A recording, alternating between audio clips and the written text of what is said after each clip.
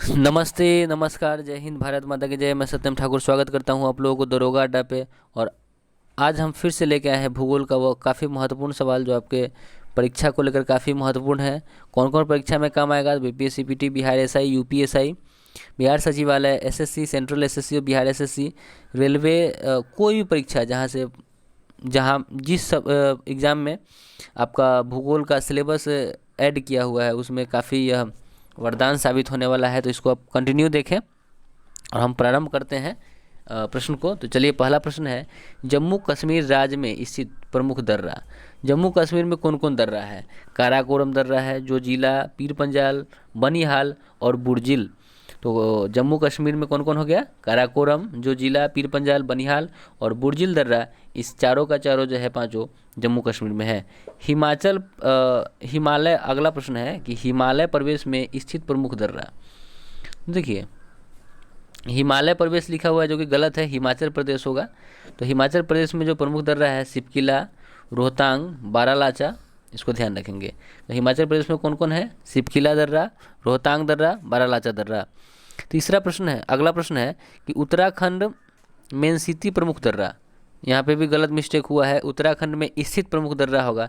तो उत्तराखंड में लिपुलेख दर्रा, माना दर्रा और नीति दर्रा जो है ये काफ़ी महत्वपूर्ण है, इस सबको याद रखिएगा। सिक्किम के जो प्रमुख दर्रा है वो नाथुला और जेलेपला है, इसको ध्यान रखेंगे। तो सिक्किम में स्थित कौन कौन है? नाथुला, जेलेपला है, इसको ध्यान रखेंगे। अगला प्रश्न को देखेंगे, बोमाडिला, यांगयाप एवं दिफू दर्रा, ये तीनों का तीनों अरुणाचल प्रदेश का दर्रा है, इसको ध्यान रखेंगे। तुजू दर्रा कहाँ का है? तो मणिपुर का है। तुजू दर्रा मणिपुर का है। देखिए, किस राष्ट्रीय उद्यान को टाप स्लिप के नाम से भी जाना जाता है? तो राष्ट्रीय उद्यान है जिसको टाप स्लिप कहते हैं वह इंदिरा गांधी वन्यजीव अभयारण्य एवं राष्ट्रीय उद्यान, जो कि कहाँ है? तमिलनाडु में है। तो प्रश्न को समझ गए। इंदिरा गांधी वन्यजीव अभयारण्य एवं राष्ट्रीय उद्यान को टाप स्लिप के नाम से जानते हैं, जो कि कहाँ स्थित है? तमिलनाडु में स्थित है। देखिए, सेवाराय पहाड़ी कहाँ है? तो सेवाराय पहाड़ी तमिलनाडु के केसलेम जिले में स्थित है। सेवाराय पहाड़ी तमिलनाडु के केसलेम जिला में स्थित है, इसको भी ध्यान रखेंगे। अगला प्रश्न है, किस जलडमरू मध्य से निकाली गई सुरंग यूनाइटेड किंगडम एवं फ्रांस को जोड़ती है? वह डोबर जलडमरू मध्य है, इसको ध्यान रखेंगे।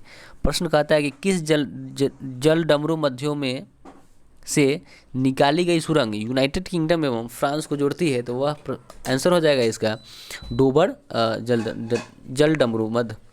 अगला प्रश्न को देखिए, अभी अभी हमने बताया कि पहले परिक्रमा पथ में पृथ्वी लगभग किस माध्य वेग से सूर्य का चक्कर लगाती है? तो 30 किलोमीटर प्रति सेकंड से। अगला प्रश्न है कि 1 डिग्री देशांतर की सर्वाधिक न्यूनतम दूरी होती है भूमध्य रेखा पर। 1 डिग्री देशांतर की सर्वाधिक न्यूनतम दूरी होती है भूमध्य रेखा पर, इसको ध्यान रखेंगे।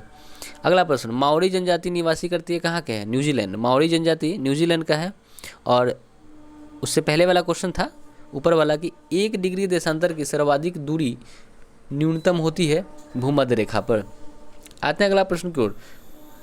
तुंगभद्रा, घाटप्रभा, मालप्रभा, मूसी तथा भीमा नदियाँ किस नदी की सहायक नदी है? तो वह नदी है कृष्णा नदी। प्रश्न को समझिए, कहता है तुंगभद्रा, घाटप्रभा, मालप्रभा, मूसी तथा भीमा नदियाँ किस नदी की सहायक नदी है? तो वह नदी है कृष्णा नदी। अगला प्रश्न है, छोटा नागपुर पठार की सबसे ऊंची चोटी कौन सी है? तो वह पारसनाथ है। छोटा नागपुर पठार की सबसे ऊंची चोटी की बात करें वो पारसनाथ है, इसको ध्यान रखेंगे। अगला प्रश्न है, भारत की सबसे बड़ी नहर परियोजना कौन सी है? वह इंदिरा गांधी नहर परियोजना। ठीक है, भारत की सबसे बड़ी नहर परियोजना इंदिरा गांधी नहर परियोजना है, इसको ध्यान रखना है। अगला प्रश्न है कि भाखड़ा नांगल परियोजना में मानव निर्मित झील को किस नाम से जाना जाता है? समझिएगा, जो भाखड़ा नांगल परियोजना है उसमें मानव निर्मित झील है, उसको किस नाम से जानते हैं? तो गोविंद सागर के नाम से जानते हैं। क्लियर हो गया? गोविंद सागर के नाम से जानते हैं उस झील को। अगला प्रश्न है, उत्तरी अमेरिका में स्थित माउंट मैकले किस पर्वत की चोटी है? उत्तरी अमेरिका में स्थित माउंट मैकले किस पर्वत की चोटी है? तो रॉकीज पर्वत की चोटी है, इसको ध्यान रखेंगे। उत्तरी अमेरिका में स्थित माउंट मैकले किस पर्वत की चोटी है? तो वह रॉकीज पर्वत की चोटी है, इसको ध्यान रखेंगे। अगला प्रश्न को देखते हैं, नीदरलैंड में समुद्र के लिए भूभाग को किस नाम से जाना जाता है? नीदरलैंड में समुद्र के लिए जो भूभाग है उसको कहते हैं पोल्डर के नाम से कहते हैं। क्लियर? इसको ध्यान रखेंगे। अगला प्रश्न है, लंदन किस नदी के तट पर है? तो टेम्स नदी के तट पर लंदन है, इसको ध्यान रखेंगे अच्छी तरह से।